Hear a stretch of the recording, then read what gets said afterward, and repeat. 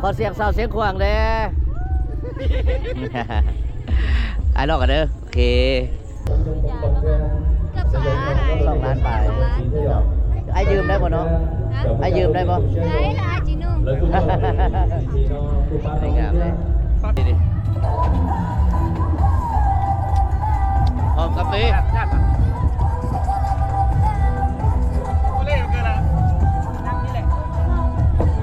15,000แค่6,000ใส่เอาไหมใส่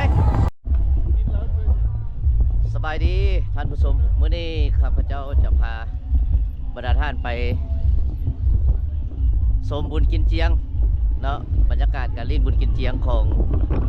ชนเผ่ามงอยู่ปัญญวนเมืองแปกแห่งเสียงขวางเนาะตอนนี้เขากำลังย่างเข้าไปเส้นทางเลยพี่น้องเข้ามาแล้วเนี่ยทางเข้ามาเด้อพี่น้องเด้อเบิ่งโอ้รถกระหลายเท่าไหร่วะพี่น้องไหมพี่อันนี้ประชาชนทางพนักงานทหารตำรวจคนที่กำลังจะเข้ามาท่องเที่ยวเรากำลังหลั่งไหลเข้ามา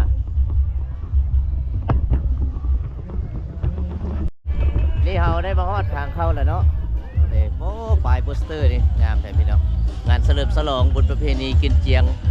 ปีใหม่มงตอนรับปีท่องเที่ยวลาวปี2023 2024เดี๋ยวเริ่มเข้ามาทางไหนแล้วพี่น้องมีทั้งพ่อค้าแม่ค้าเขาขายของอยู่ของกินอย่าลืมเด้อมาเที่ยวบุญกินเจียงต้องซื้อขนมก่อนเพราะว่าอากาศมันร้อนเนาะอันนี้ก็คือทางเจ้าหน้าที่เขารักษาความเป็นระเบียบเรียบร้อยเนาะบรรยากาศปีนี้คึกคักหนาแน่นสมควรพี่น้องพิเศษทั้ง3 โมงเขามาจากหลายๆบ้านเนาะจากทั่วทิศบาลเมืองเปกและก็มาจากทางบรรดาเมืองต่างๆที่อยู่ในแข่งเชียงขวางเขาเนาะอันนี้เป็นน้องนางสาวอย่างเนาะประกวดนางสาวโมงงามคืนนี้บ่เจ้าขอเบิ่งในเด้อผู้ประกวดนางสาวชนเผ่ามงแข่งเชียงขวางผู้ใดได้รางวัลชนะเลิศ1 2 3อย่างบ่เนาะมื้อแรงบ่มื้อแรงเป็นมื้อคัดบ่วันที่26ได้โหวตบ่ได้โหวตบ่ได้โหวตหรอตอนนี้กำลังเปิดโหวตอยู่จะเปิดโหวตให้บรรดาน้องๆสาวเด้อสาวเสียงขวางหมดบ่นี่ขอเสียงสาวเสียงขวางเด้ไอ้ลอกกันเด้อโอเคมีแต่ผู้งามๆมื้อแรงอย่าลืมเชียร์ให้กำลังใจน้องๆเด้อดิทางเข้ามา2 ฝากทางของบรรยากาศตลาดบุญกินเจียงจะมีทางพ่อค้าแม่ค้าตลาดนัดเนาะมาขายเสื้อผ้าทางเบื้องนี้ก็มีโฮงปุ่มเป้าผู้ใดมักหักดันกันยิงปุ่มเป้าบ่ยิงปืนลงนี่มาเที่ยวพี่น้องเนาะบรรดาท่านที่อยู่ต่างแข่งก็สิบ่ได้มาเนาะบางท่านก็อยู่ในแข่งเขาก็สิบ่ได้มาก็มีเนาะไทยๆให้พี่น้องเขาได้เบิ่งได้ชมอยู่นำทางบ้านกันพี่น้องละเขาจะย่างขึ้นมาถึงเครื่องสถานนี้กวงๆนี่เขาจะเข้าไปเบิ่งห้านวางแสดงหรือว่าจะมีทางเสื้อผ้าอาภรณ์ต่างๆเนาะมีทางสาวแม่ค้าเขานี่เด้ขึ้นเท่าเลยนี่นะนี่แหละราคาเด้อว่าขายให้ลูกค้า300,000นะขายอ้าย3 ล้านยืมเลยเด้อจะไปเฮือซูนี่นะขึ้นเท่าเลยตัวนี้650,000มีราคาเริ่มต้นเท่าเลยเหมือนนี่ราคาเริ่มต้น190,000ซื้อห้านนี่ว่าเนี่ยเลยเนาะแม่สมแพงแม่สมแพงอยู่ตลาดเลยตัวนี้แม่เป็นลงกี้เองเพิ่นจะมีแต่ส่งเลยส่งบ่มีเบอร์โทรบ่อยากโปรโมทจะห้องบ่ถ้าว่าสนใจนี่โทรหาได้9401958เนาะมีชิ้นงามๆเด้อหานเพิ่นเด้อหานแม่สมแพงว่าจะเด้เพิ่นวางอยู่ทางเข้ามาเบื้องซ้ายของตลาดบุญกินเจียงมื้อนี้เนาะมีราคาส่งให้อีกเนาะทางแม่ค้าเพิ่นโอเคขอไปหานอื่นก็เด้อโอเคนี่พี่น้องการวางแสดงสินค้าต่างๆเลยสิ่งขวางเนาะอาจจะเลาะเบิ่งมีทั้งสิ้นไหมมอนบ่ ป้ายสาวลาวต้องนุ่งสิ้นเกาผมเบียงแพนะมันเป็นเอกลักษณ์ของคนลาวเนาะ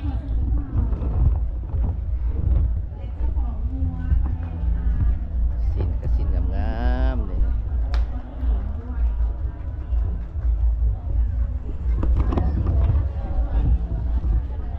ได้หลายพี่น้องสั่นที่ซื้อที่ขายเนาะซื้อไปขายต่อก็ได้นี่ทางแม่ค้าเขาอย่างไรอย่าลืมเด้อพาลูกพาเมียมาเที่ยวซื้อชิ้นให้เมียได้ไหมเชียวว่าของขวัญปีใหม่โอ้มาเบิ่งทางนี้จะมีงัวชนงัวพี่น้องงัวชนงัวควายชนควายเดี๋ยวมาเห็นผู้สาวมองงามอีกแล้วนี่โอ้นี่เพิ่นวางแสดงสลี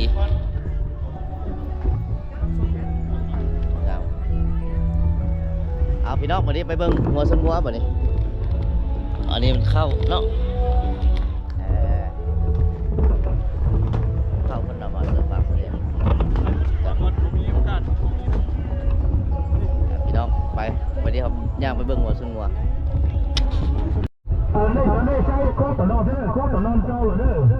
แล้วพี่น้องกำลังเริ่มแล้วสดสายแห้ง这就我做手那么用到末奖钱要带着，这一家边度帮我就是对手边行末知道呢，准备一路，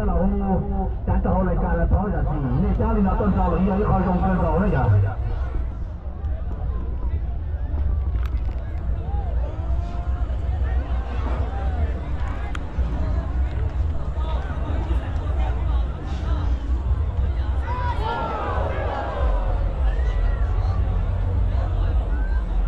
别讲那下一那超老了，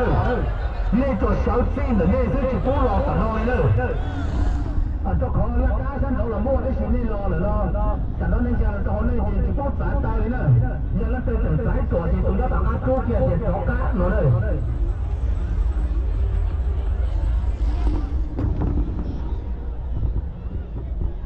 กำลังตึงพี่น้องถึงว่าจะเป็นงัวน้อยแต่ว่าซนดี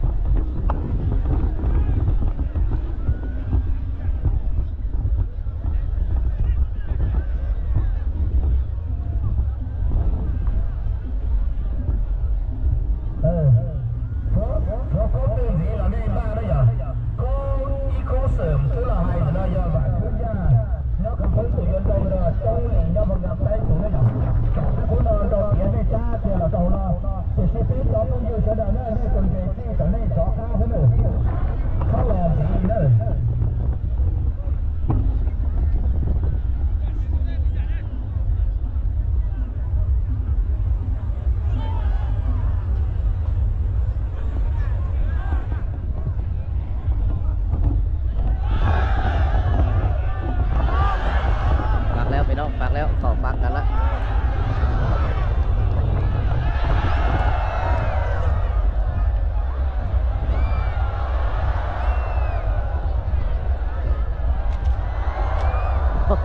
ตำหัวออกไปเลยพี่น้องตำหัวออกไปแล้วหลายคนเลยนี่มาโอ้เอาสายกันมาเที่ยววะพาไผ่มานำแล้วมาดิคือบ่ให้เมียใส่ชุดมงเลยใช่เนี่ยเฮ้ยมันไปห้องการมาแล้วคนห่วงเมียเนาะให้ใส่ให้บ่ได้คนห่วงเมียก็มามื้อ มาซ้อเอากี้เพื่อนที่ใส่เด้น้องสาวดิสบายดีน้องสบายดีเจ้าชื่อหยังเนาะชื่อไมซีมาจากบ้านไหนเด้สาวงามเนี่ยนะแขกใส่สมบูรณ์มาจากมื้อละน้อง10 มื้อละอยู่ใช้สมบูรณ์ลิ้นบ่อยู่ใช้สมบูรณ์กับลิ้นบุญบ่ลิ้นอยู่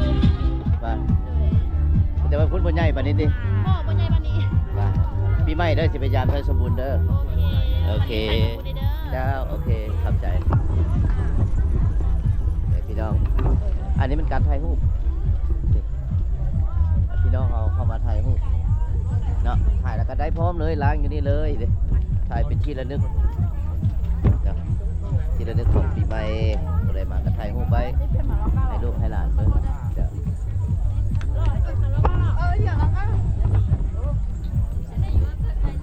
ว้าคนหลายว่ะพี่น้องนี่ระวังเด้อไอ้น้องเอามานะ ขนมจุ๊บ เจขันต้มจักตา เจขนมจักตาได้กิน เอ้ยหาไทยพวกร้ายล่ะ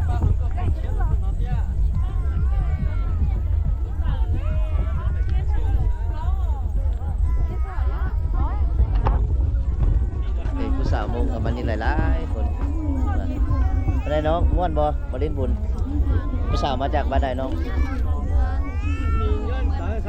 มันครูเมืองหนองแฮดไปดีนะแม่จะม่วนบ่ปีนี้มาเล่นบุญนะม่วนบ่มาจากมือแล้ว มาจากมือแล้วเนาะสี่มือแล้วมือใดกลับยังนี่เลี้ยวบุญเท่าไหร่เนาะมืออื่นเนาะโอเคอยู่หน้องแฮดสลองแล้วบ่อ๋อแต่ว่าสลายเป็นลิ้นเนาะฮิตของเป็นเดือนแล้วนี่เนาะชื่ออย่างเนาะป้าหัวจากหนองแฮดสาวป้าหัวเด้อดีเด้อสาวหนองแฮดงามๆดิอันยังหลอกกันเด้อโอเคขอบใจหลายจ้ะ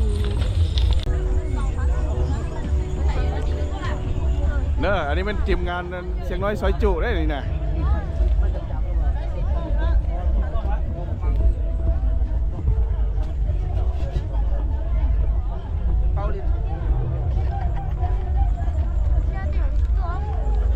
ขายดีบ่อาจารย์ได้มันมาขายข้าวจี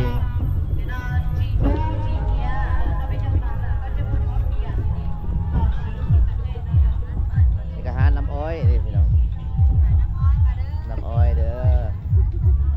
น้ำอ้อยหมักหมูซ้ำจิกินพี่น้องมาโลดอันนี้คันมีเงินนะ คันมีเงินซ้ำจิกิน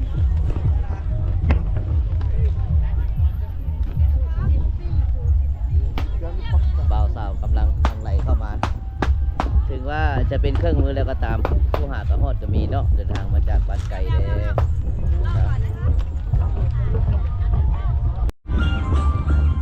นี่คือเบื้องเทิงเดินเบื้องเทิงเนาะเหนือจากเดินงัวชนงัวเมื่อกี้เดินตัวนี้จะเป็นเดินที่เขาเจ้าลินมาโคนโยนบักโคนเนาะบ่าวสาวมาโยนบักโคนเดี๋ยวนี้เลยพี่น้องโยนบักโคนตายพาสาวขายเครื่องเนาะเป็นระเบียบดีเลยเนาะ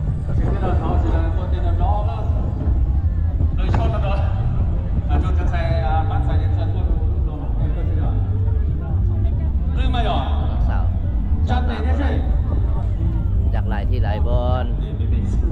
เนาะถึง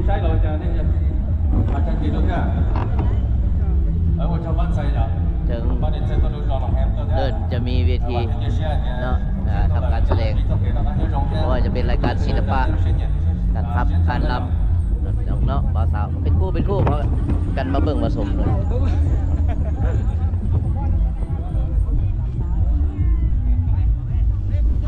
สามโมงทำงานเด้อ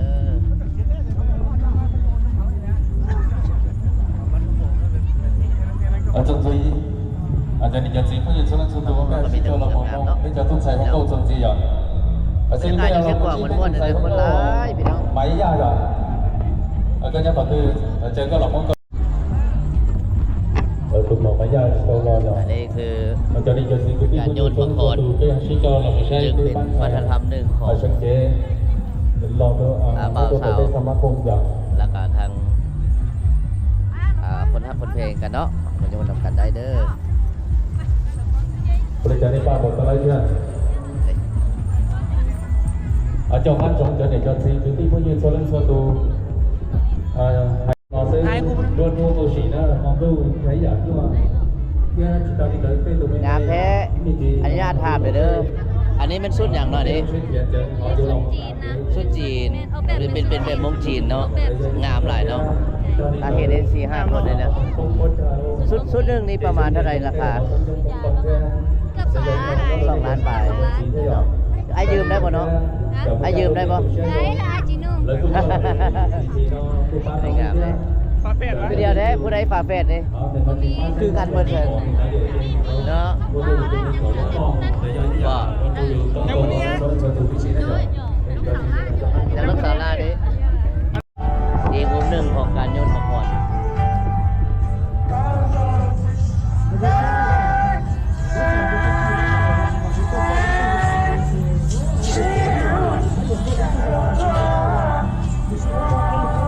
สาวงามๆเด้อเด้อน้องอยู่บ้านใดมา น้องแฮดอยู่บ้านใดน้องแน่ใจมาจากมือแล้ววันนี้ยังโปรแกรมง่ายดีไปรีดพื้นเนาะไปเดินสายสะพานเนาะขอบใจนะน้องเด้อ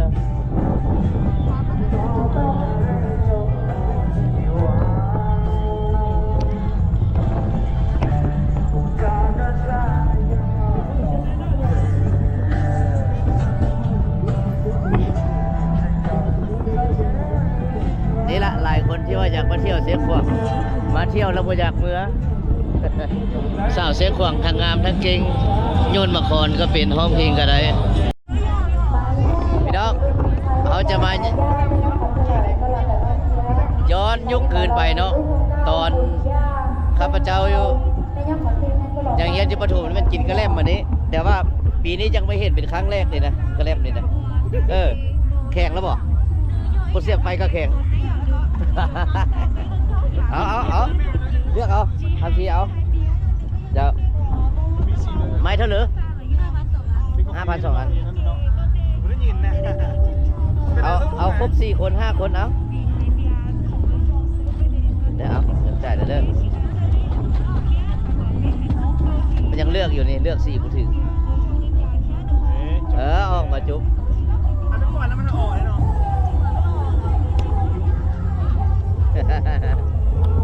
พอ โอ้บอก กาแฟ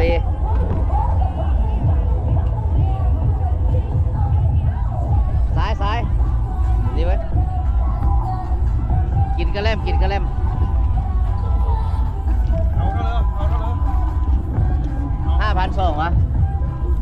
เอาเข้าเลยดิ 5,200 อันเอา15,000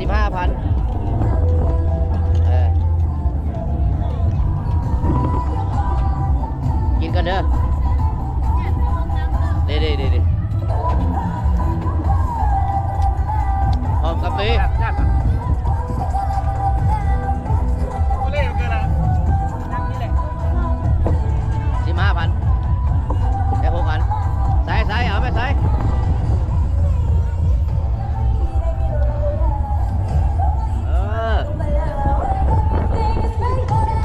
มียาเอาใส่เลย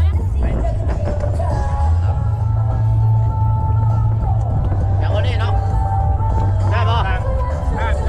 ฝากความเด้อลาชื่อให้อีกเด้อ เดี๋ยวแม่ไปย่างโต้มาเลยนะกินกระแลมไปน้ำไปเนาะ เอาเพื่อเอาเล่กับจังไป เย็นๆแซ่บๆ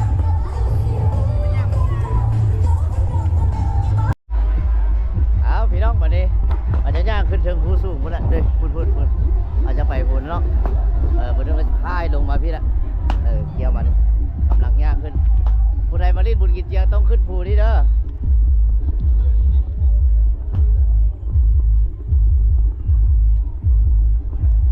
ขึ้นภูนี่ถ่ายลงมามันจะงามพี่น้องเด้ผู้บ่าวสาวกับเจ้าก็พากันขึ้นเมื่อ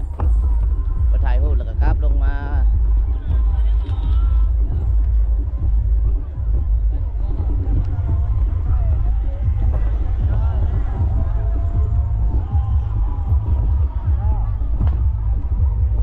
แล้วพี่น้องเดี๋ยวเราจะฮอด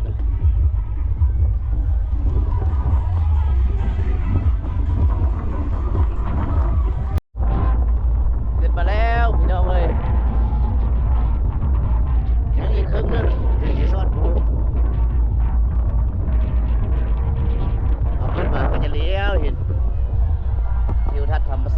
ข้างเดินกีฬาบันยวนเนาะเดินกีฬางัวซูน